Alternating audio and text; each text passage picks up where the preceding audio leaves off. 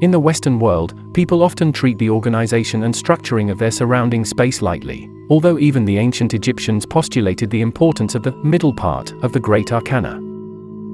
A house, a plot of land, a workplace, these are all external vessels of consciousness manifestation, and therefore their state, of course, affects the vitality and the consciousness of a person relying on them. It is precisely the immediate environment, forming stable flows of attention, routes of movement, algorithms of contacts and the overall background of existence. That is the immediate environment in which consciousness functions and develops, and therefore it is firmly imprinted in it.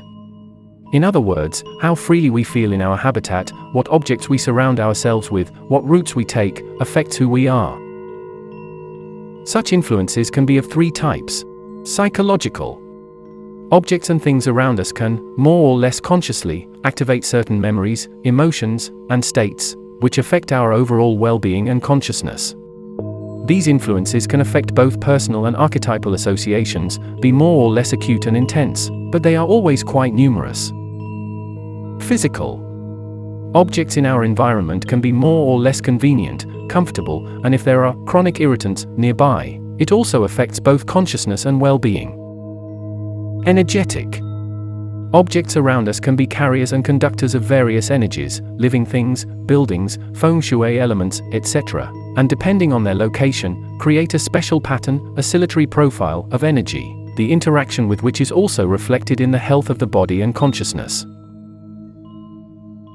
Each specific location is influenced by all three types of influences, although their contribution to the overall picture can vary significantly. Accordingly, any environment leaves its imprint on the body and mind, and while this effect may be small and easily reversible with short-term exposure, with prolonged exposure, as well as with significant emotional intensity, this contribution becomes very significant. Therefore, neglecting the design of one's living and working space is not only thoughtless, but also often dangerous.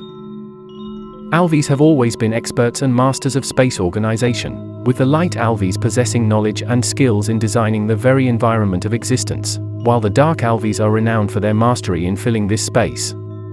In other words, the light Elves structure the system as a whole, and the dwarfs focus on creating its support points, elements, and components.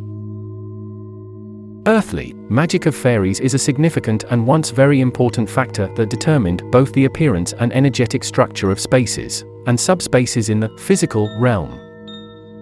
Placed under the guidance of the elves in special places such as menhirs, dolmens, cromlechs, planted trees, and even altered riverbeds, all of this is part of the work of globally organizing space and bringing it into an evolutionarily suitable state. Unfortunately, after the departure of the fairies and the darkening of the elves, the attitude towards the environment has greatly distorted, becoming more consumeristic and superficial. However, even today, the work of structuring space should be carried out, albeit on a smaller scale, at the level of the individual living environment of each being. Among humans, such knowledge was, in particular, part of Taoist wisdom, and led to the creation of a complex of views and techniques known as feng shui, wind and water. Of course, like most other teachings, feng shui has been profaned and often misunderstood, and its practices are often outright charlatanism. However, the very idea that space can and should be structured, transformed, and that the energy flows through it can be managed, certainly deserves a great deal of attention, diligent study, and careful application.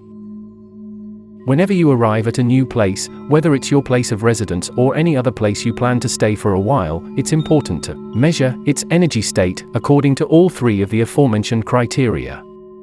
Identifying the strong and weak points of this place, you should work on organizing them, neutralizing or weakening negative influences wherever possible, and strengthening the areas that currently allow and require support.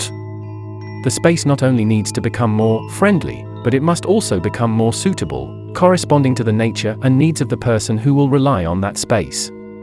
It is understandable that this requires significant attention and some special skills, but otherwise we risk our health, body, and consciousness.